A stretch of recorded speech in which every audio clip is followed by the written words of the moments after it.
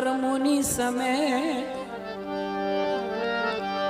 ક્યાંથી આવ્યો તારે ક્યાં જવું માટે ચેત ચેત જીવ ચેત માટે ચેત ચેત જીવ ચેત।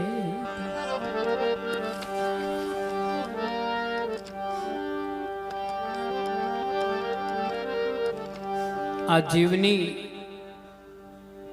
શિવ સાથે સગાઈ થઈ અને એની જાન જોડાણી। અહીંયા આપણે જે વિધિ કરીએ છીએ એ તો મર્યા પાછળની કરીએ છીએ, પરંતુ સાચી સગાઈ તો જીવને શિવમાં ભળવાની છે।